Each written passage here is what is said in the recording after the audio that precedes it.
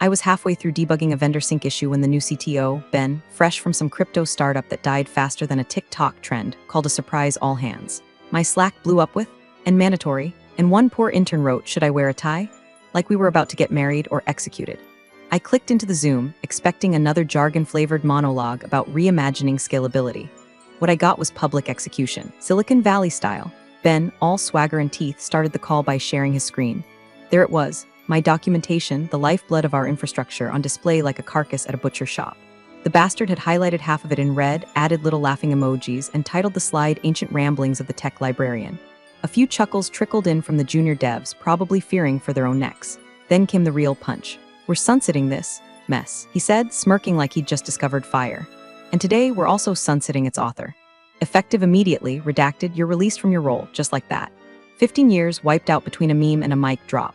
Now, before I tell you how the revenge cooks itself like a fine soufflé, quick favor, 97% of you listen to these stories without hitting subscribe. It's free, no spam, no crypto scams. It does make my editor stop crying into his keyboard at 3 a.m. So hit that button, will ya? Helps the team a lot. Back to the firing. My screen froze for a second, or maybe it was just my brain buffering through rage and disbelief. I looked at the small army of tiles, some shocked, some uncomfortable, one guy clearly eating yogurt like this was a Netflix special. My mouth went dry, not from fear, from fury, coiled and calculating. But I didn't cry. I didn't argue. I didn't even blink hard enough to show I was breathing. I leaned forward into my camera, nodded once and said, "Thank you for your clarity." Then I clicked leave meeting. I walked out of that room with nothing but my coffee mug and a folder. A single manila folder, no dramatic box of belongings, no slow-motion hallway montage. Just that folder, worn at the edges like the rest of me. Inside it, printed copies of rollback protocols, infrastructure notes, archived architecture diagrams, and one final paper, signed, notarized, and sealed in an envelope addressed to my attorney. Subject line, asset escrow. They thought I was done. They thought they deleted me with a Slack deactivation and a smug announcement on the company intranet. They didn't even bother revoking my building access until a week later. Ben strutted through the office like a frat boy who'd just gotten the aux cable. Innovation is here, he kept saying, while my name vanished from every repo, every float chart, every roadmap. Legacy, he called it. Obsolete. He didn't realize legacy doesn't mean broken. It means buried. And I bury things deep. Ben's first act as CTO, after firing me like a Dollar Tree Steve Jobs, was a deep cleanse of the infrastructure. He marched his little army of junior devs straight into the vault and nuked every trace of my architecture from the system like it was radioactive. We're backing it all up, he announced in Slack, like he was Moses parting the GitHub. But most of this is junk. We're starting fresh. Spoiler, they didn't back up jack shit. What they did was copy a few folders to a shared drive named Legacy Archive Final 2. Zip and called it a day. Half the file names were missing version numbers, and someone literally renamed a master schema file to IDK schema maybe XML. That's not backup. That's tech malpractice with a side of Mountain Dew. Then came the fanboys. He'd hired them in droves, fresh out of boot camps, armed with big dreams and zero context. They didn't know what they didn't know, and they were too green to care. Ben fed them on buzzwords and free LaCroix. We're going serverless, he'd bark in meetings. Real-time everything, zero-trust edge computing. Meanwhile, none of them had ever deployed a production patch without Stack Overflow open in 3 tabs. The real engineers, they went quiet. A few tried to push back, but resistance got you benched, literally. One guy I used to mentor, Danny, was reassigned from infrastructure to internal morale support, which is code for keep him away from anything that matters. And me? I vanished from their world, erased my name from project histories, stripped my access, and nuked the change logs. Slack channels that once buzzed with questions about legacy modules just went dark. I became a ghost in the machine. Whispers maybe, but nothing with a timestamp. People assumed I was bitter or broken or both. A few sent awkward LinkedIn messages. One said, "Hope you're enjoying your sabbatical." Another sent me a digital bouquet that wilted in my inbox. I didn't reply to either. Instead, I booked a long-term Airbnb outside Asheville, a creaky little cabin with bad Wi-Fi and good silence. I started waking up with the sun, making drip coffee, and painting wildflowers with watercolor sets I hadn't touched since college. You'd be surprised how satisfying it is to paint something that doesn't crash when you forget a semicolon. Some days, I didn't open my laptop at all. Other days, I did. Not to code, but to observe. I still had a few backdoor status feeds wired through external monitoring tools. Nothing invasive, nothing illegal, just enough to see the warning lights blink like dying Christmas lights in a haunted house. Invoice mismatches, job failures, API calls timing out like they'd hit puberty and forgot how to talk to each other. Nothing catastrophic yet, just hairline cracks spreading under the shiny paint job Ben called a total transformation. Then came the message. From Ava, former intern, now mid-tier dev trying to survive in Ben's glitter cult.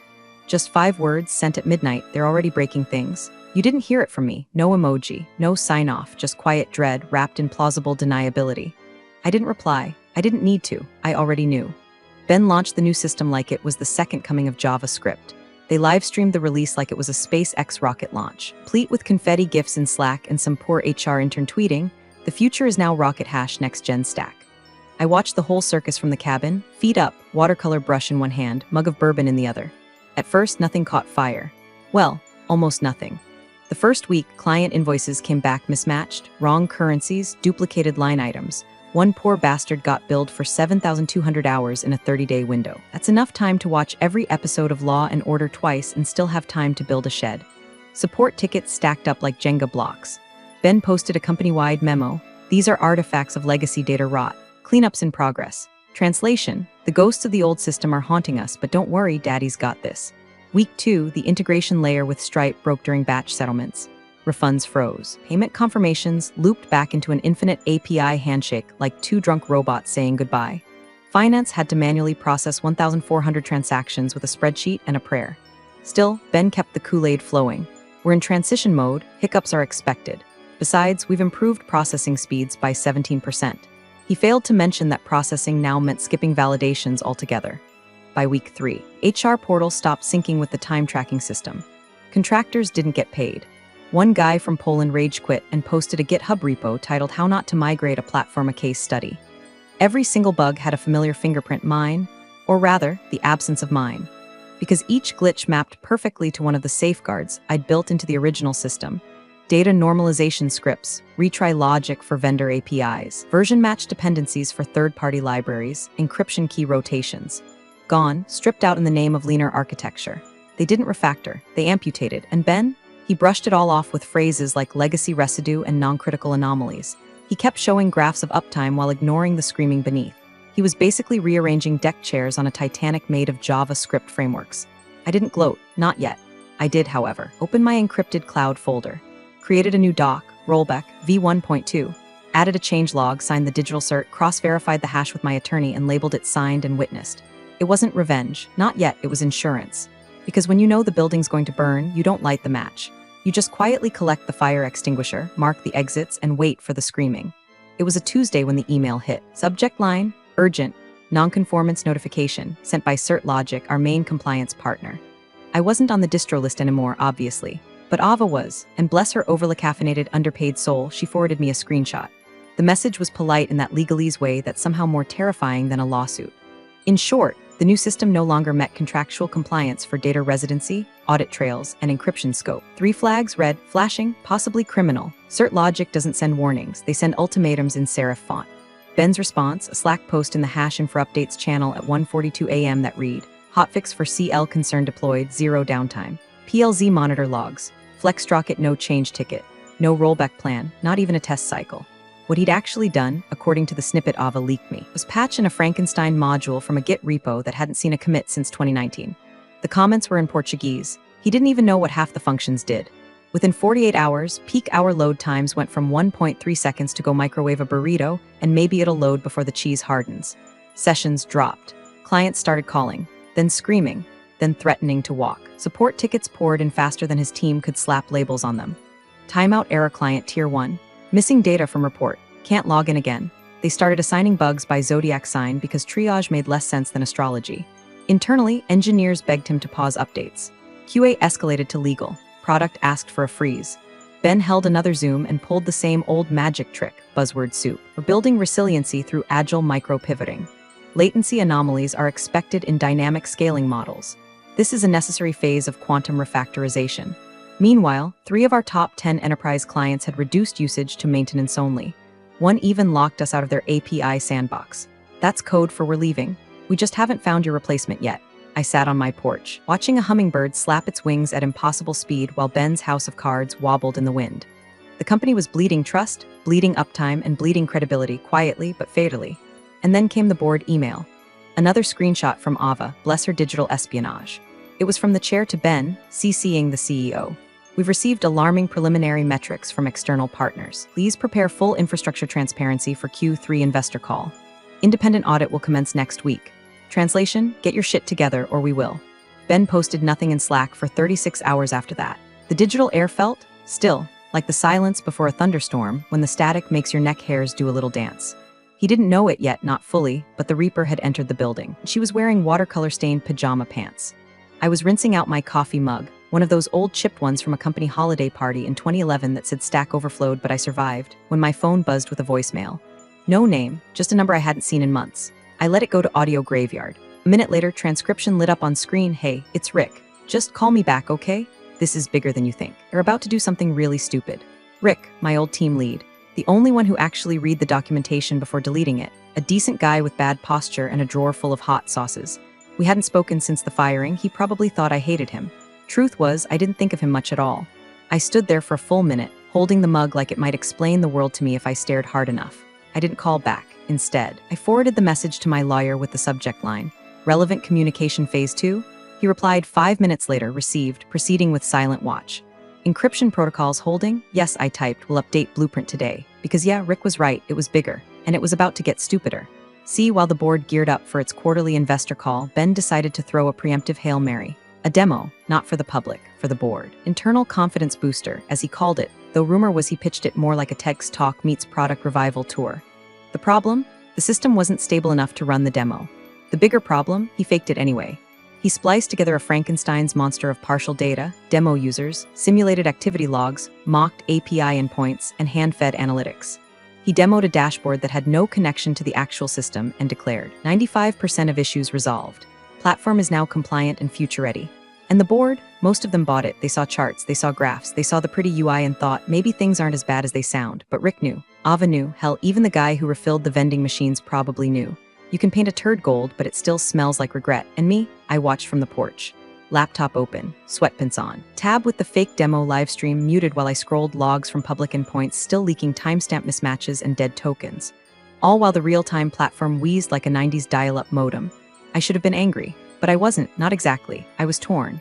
15 years of my work were unraveling. Not just code, but intent. The quiet, stubborn decisions I'd made at 2 a.m. to prevent things like this. The systems I'd built not for glory, but for resilience. And here they were gutted, mocked, bastardized into a slideshow. A small part of me wanted to jump back in, fix it, save the day like the ghost of IT past. The rest of me? It wanted to watch Ben flail in real time. But just in case the first part won out, or the board finally opened their eyes, I took one last step. I opened the version-controlled archive on my secure drive, pulled up the infrastructure blueprint, old system architecture, data pathways, compliance modules, encrypted dependencies. It was my magnum opus, boring as hell to anyone but me, and unfortunately, anyone who ever wanted to resurrect the platform without detonating it. I updated the version, finalized the encryption keys, added a legal checksum, sealed it under attorney-client lock.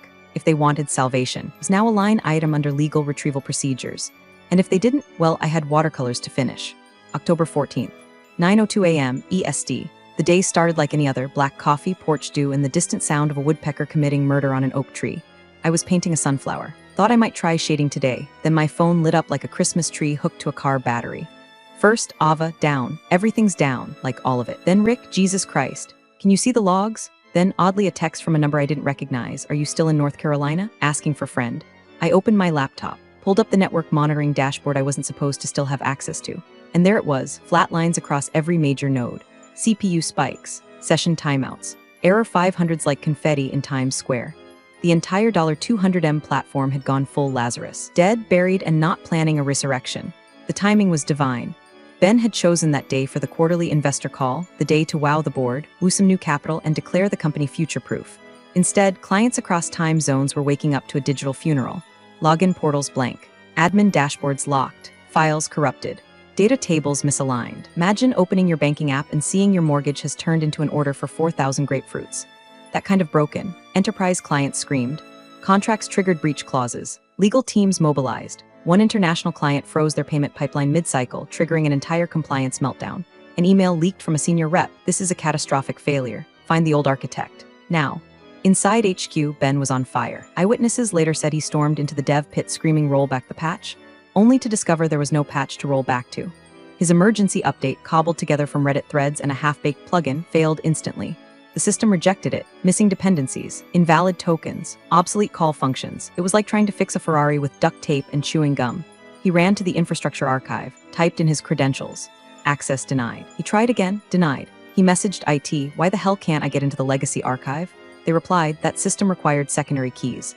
Auth expired when redacted was terminated. He turned pale. He asked who had the keys. They told him she never transferred them. You said you didn't need the librarian's notes. Remember? Ben stared at his monitor like it might apologize if he blinked hard enough. One junior dev later said he saw the CTO unplug his keyboard, then plug it back in like that would somehow restore 2 years of undocumented rollback infrastructure. Meanwhile, clients were fleeing. The investor Zoom started late, 17 minutes to be exact. The board waited in cold silence while Ben scrambled in a side room, trying to write a recovery plan on a whiteboard that looked more like a ransom note than a roadmap. Somewhere in the background, automated voice on his laptop repeated, dependency not found, dependency not found, dependency not found. And outside of it all in a quiet mountain cabin, the architect of everything he broke was sipping tea and watching sunflowers dry in the breeze. Not with joy, not with vengeance, with stillness. The kind that comes right before a man learns what regret actually tastes like. The board Zoom started like a funeral where no one agreed on who died. 10 faces in muted rectangles. Executives, shareholders, and institutional vultures leaning forward with investor scowls. Most wore the expression of people who just realized their yacht payments might be delayed. The CTO, poor, disheveled Ben, looked like he'd aged 20 years overnight. Tie loose, collar damp, eyes darting like a cornered animal who just learned the trap was made of contracts. The CEO sat dead center, hands folded like he was physically restraining the urge to leap through the screen and throttle someone. He didn't speak. He didn't need to. His silence was a sledgehammer. Let's begin, said the board chair, voice as dry as a Nevada sidewalk. We are now 37 minutes past the scheduled start. Your update, Mr. Temple? Ben cleared his throat, fiddled with his mic, and finally admitted it. We experienced a critical outage across all client-facing systems. Certain integration dependencies were not preserved during the architecture migration, and legacy rollback mechanisms, English, someone barked. Likely the representative from the hedge fund. Ben sighed. We can't restore the platform without the rollback documentation. The full blueprint was never transferred over. Pause. You mean, the chair said slowly, you fired the only person who could perform the recovery and didn't get her instructions? Ben opened his mouth, closed it, then mumbled she didn't hand those over when we transitioned. Because you fired her in a public Zoom after mocking her documentation? Another board member asked, tone like they were narrating a slow-motion car crash. Ben looked like he was about to cry. I assumed it was backed up, you assumed. The board chair pinched the bridge of his nose, then looked directly into the camera. Then call her. A silence fell. The kind that makes glass feel heavy in your hand. From my cabin, I watched the whole thing unfold. Same laptop, same porch, same mug of tea steeped so strong it could qualify as a war crime. I didn't gloat. I didn't cheer. I didn't even smile. Just sat there, bare feet on the railing, letting the wind stir the curtains while the men who called me irrelevant realized I'd been the spine of their Frankenstein. Ben finally broke the silence. I don't know how to reach her anymore, he said. The chair didn't even blink. Then I suggest you figure it out, fast, or start drafting your resignation letter. At that exact moment, 11:28 a.m., a scheduled email triggered. It wasn't from me. It was from my attorney. Subject, Engagement Terms Emergency Services Inquiry Inside. A PDF, password protected. A single sentence in the body, per pre-scheduled client authorization, you may now reply, because I knew this moment would come. I didn't have to lift a finger. Just sip my tea and wait for their pride to finish collapsing under its own weight. The reply came exactly 9 minutes after the board told Ben to figure it out. From my end, it was just a soft ding in the top right corner of my screen, one of those quiet notifications that changes everything. 2. Board of Directors, Redacted Inc. CC, Benjamin Temple, CTO from My Lawyer's Name-esque. Subject, Engagement Terms Emergency Services Inquiry Attachment. Emergency Consulting Engagement Tier 1, Immediate PDF. The message body. Clinical. Per client authorization, please find attached the engagement agreement for emergency technical consulting services, effective immediately upon signature and full wire confirmation. Rates, conditions, and legal acknowledgments outlined in detail. I clicked the attachment from my perch on the porch. Couldn't help myself. There it was. Clean, sharp, like a scalpel. Title, Emergency Recovery Consulting Agreement Tier 1 rate, $5,000/HR, billed in 15-minute increments. Retainer, $50,000 due immediately via wire transfer conditions.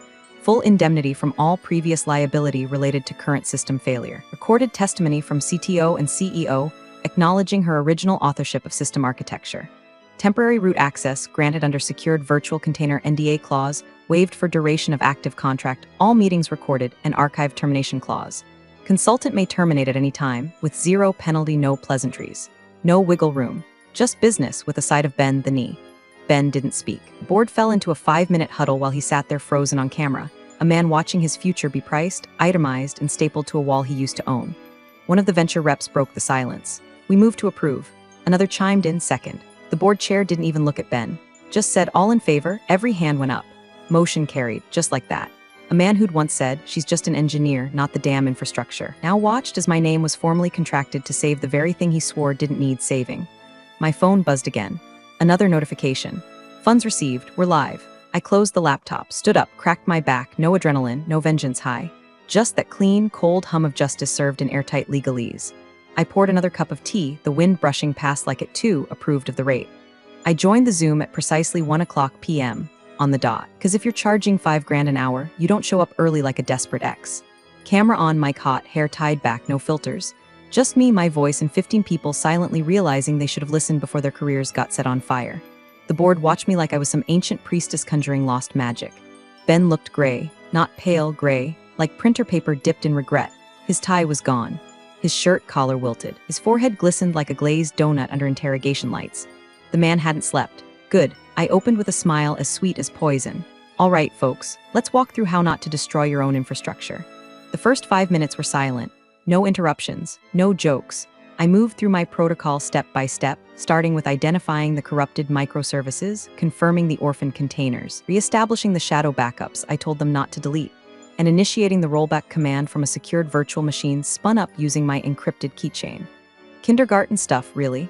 Now this next part might seem counterintuitive, I said, sharing my screen. But that's because you ripped out half the authentication layer in favor of whatever half-baked Firebase clone Ben was playing with. A few board members chuckled. One actually muted to laugh. Ben said nothing. We patched the first tier of core services by 1:43 p.m. By 2:10, over 60% of client portals were back online.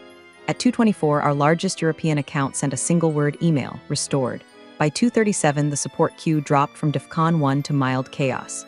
And at 2:49 p.m., a junior engineer messaged Ava, she's not a systems architect, she's a warlock. I closed the final script window, let the logs settle, and sat back. The board chair unmuted. We owe you. I raised an eyebrow. No, you owe my lawyer. Click, I logged off. No dramatic speech. No parting insults, just silence on their end and a long exhale on mine. The next morning, Ben was officially removed as CTO. Internal memo, leadership transition due to infrastructure oversight. External memo, pursuing new opportunities. My inbox lit up with LinkedIn requests from half the dev team. I ignored them all. I opened my laptop one final time, navigated to my private encrypted archive, and hovered over the last file. Rollback master true final not for release zip delete. Confirmed. Gone. Then I turned, walked outside, and dipped my brush into a pool of green. Wildflowers don't need backups. Big thanks for watching, you sneaky seniors. Subscribe to keep the coffee pot brewing revenge. Your ex-colleagues won't know what hit him.